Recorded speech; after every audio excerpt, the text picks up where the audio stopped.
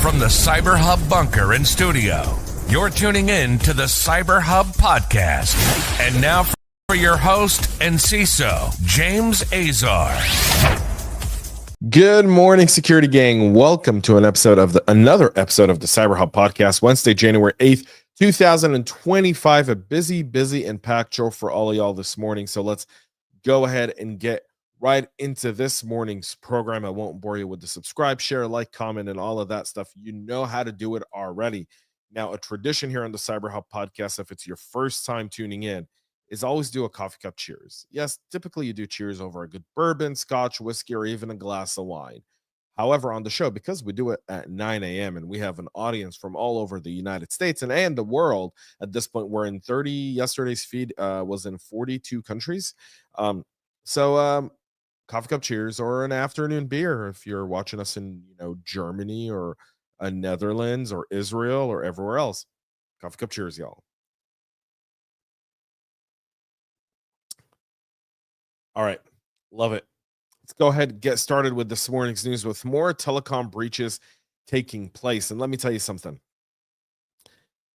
There's a thing about kind of why all of these attacks almost always happen in a vacuum, where all of a sudden we'll see multiple different victims from all within the same industry, like FTP with what we saw with MoveIt and so on, or now what we're seeing with Telecom, or previously what we saw with like SaaS and cloud and so much more in government and you name it.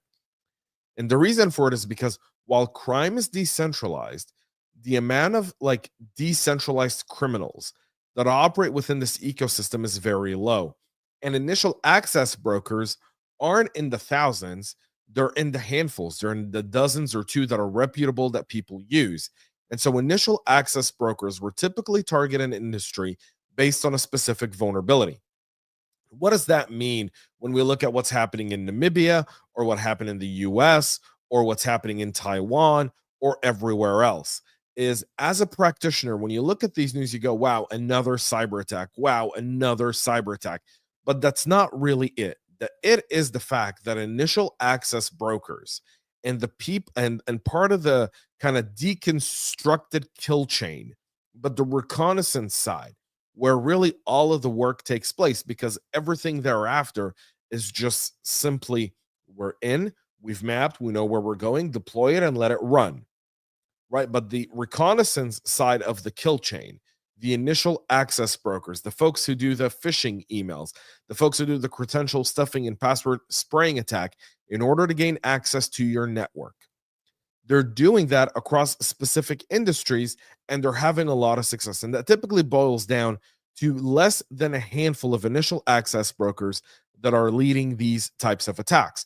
And that's the bottom line of it, meaning that 33 to 40% of the attack itself is coming from that same group of people. And that's why we see this.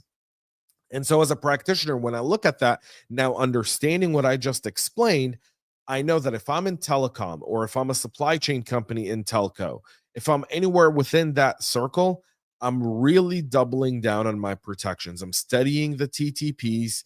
I'm studying the IOCs of these types of attacks. I'm going through my logs. I'm sending my threat hunters out to do this type of work, because that's how I reduce the risk to the business.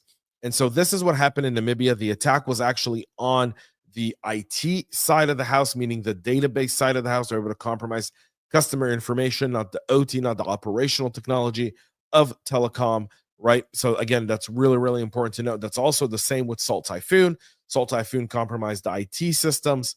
And then through the IT systems, they were able to get access to the OT systems, which had the call records and so forth. And they were able to intercept those data packets based on unreported reports yet. Because again, the Salt Typhoon case has not yet been publicly shared in terms of how the Chinese did what they did. There's a lot of kind of unconfirmed reports out there. And over the weekend, like I said, there were a ton of writing on the Chinese cybersecurity threat to the U.S. across every single major publication in the U.S.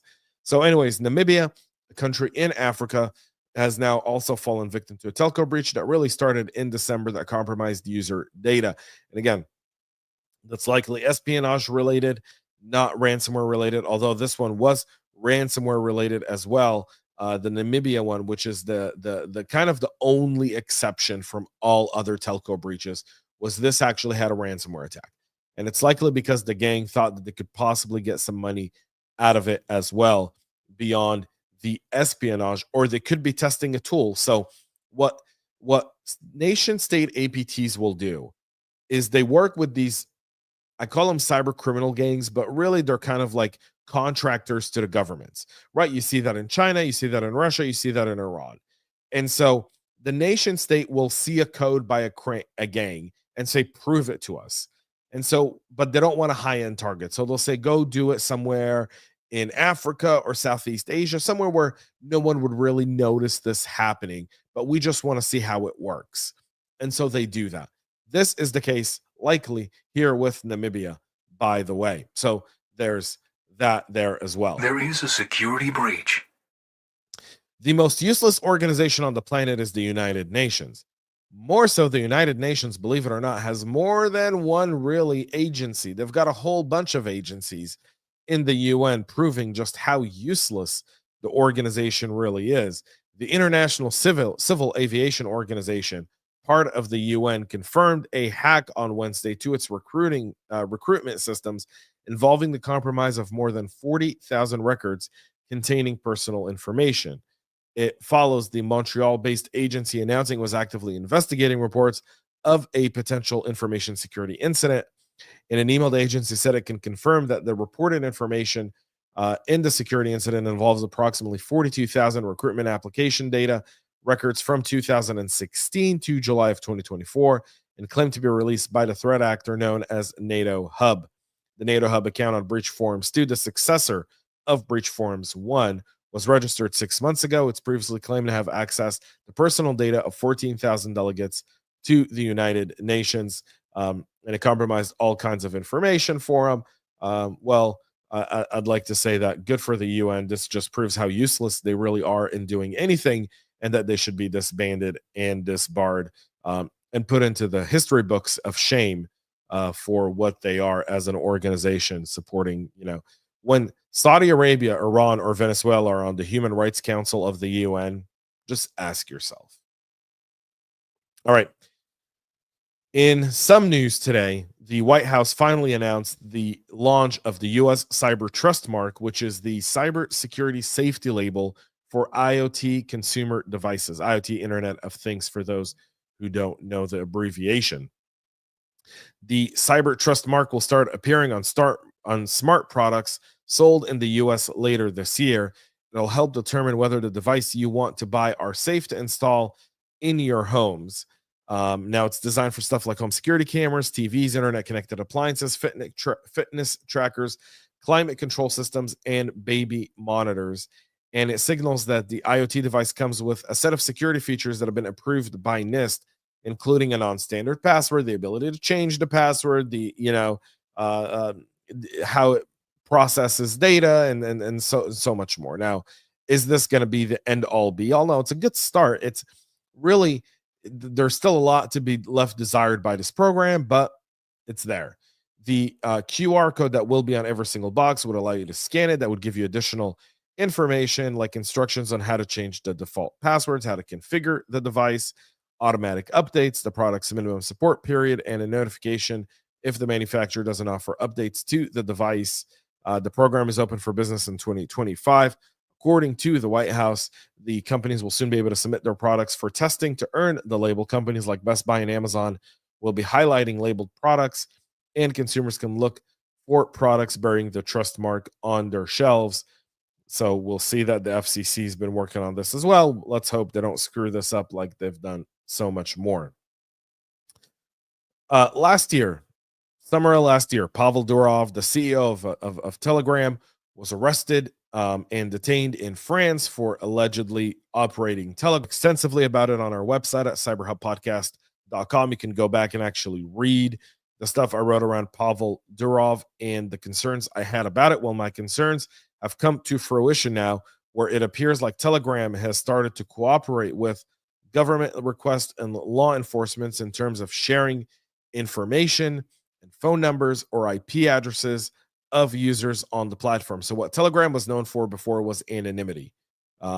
and that anonymity was what made the platform big. And by the way, I mean, if you're, a terror organization that operates on Telegram for whatever purpose, I mean, there are terror organizations and cybercrime marketplaces that operate on Telegram. That's a red flag. Obviously, you should.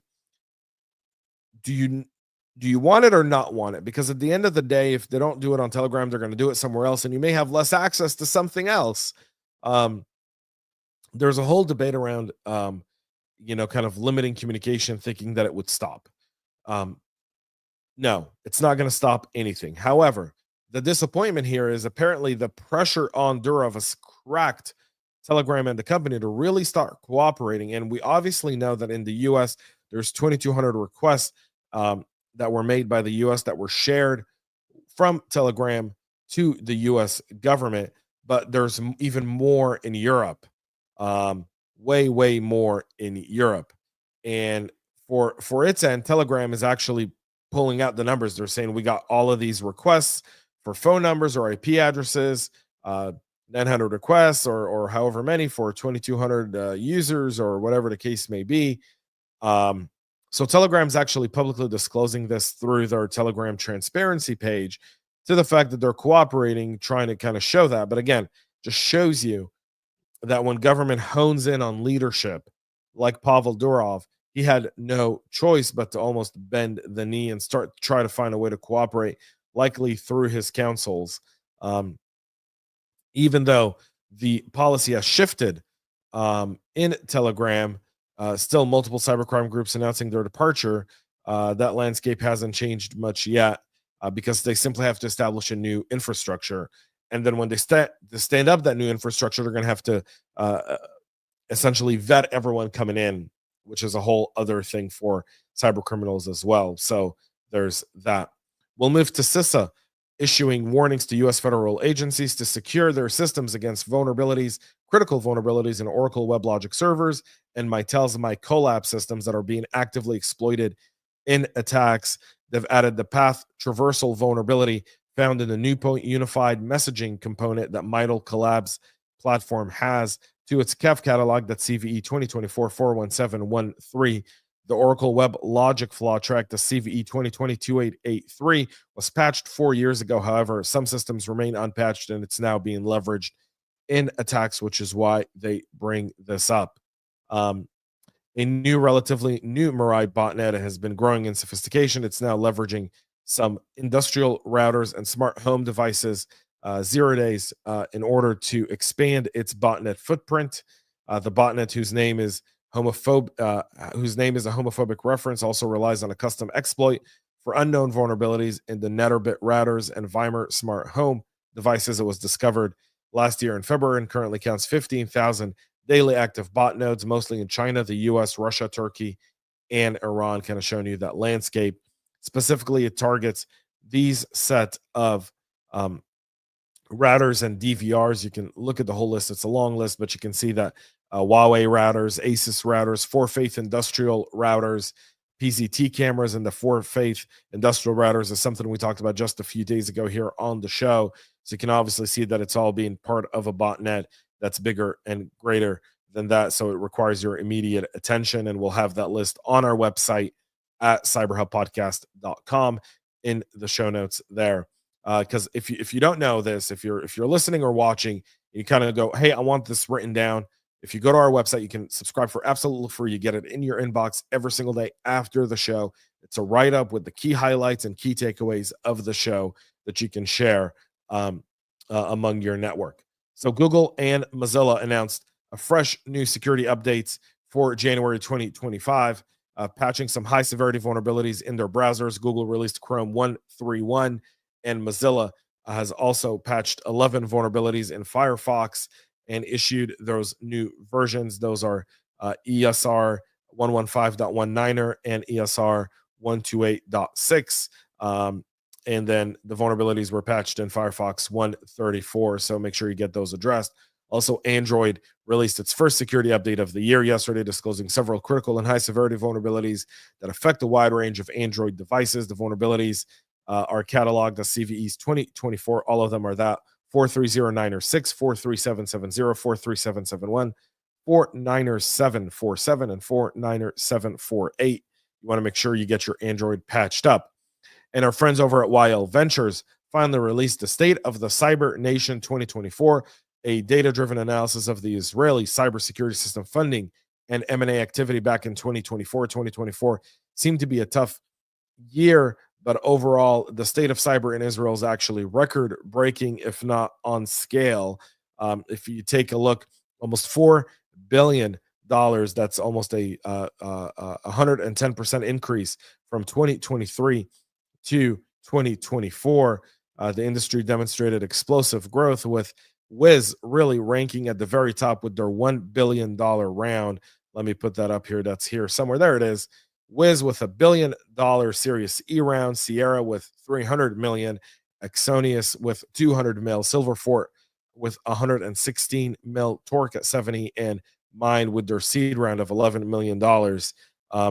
All very true. By the way, Liron Greenbaum from Teammate also said something along the lines of, if you got 100K in ARR and you're trying to raise your Series A, you can get your Series A now with just about 100K in ARR, which tells you something about the state of investor confidence in the industry. The report is linked in our show notes. You can go see it there.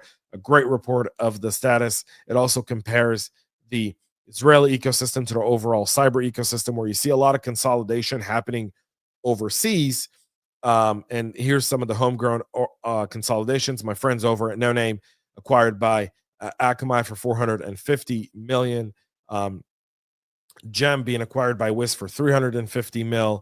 Adaptive Shield by CrowdStrike for $300 million. Again, all of those kind of the consolidation, but yet still the startup and the growth is still there, letting you know that there's still more disruption to come. And I'll have Andy Ellis, one of the managing partners and the former Hall of Fame CISO, on the show next week. We'll talk in detail about just not only this report, but his transition from CISO to venture capital and what does that all do for him. So that's it for our program this morning. We'll be back with so much more on tomorrow at 9 a.m. Eastern. And tomorrow joining me will be Jaime Velasco, the CTO and co-founder over at Netch Security. We're going to be doing a deep dive into the Cyber Haven extension breach that happened over the Christmas break and what everyone needs to know about that.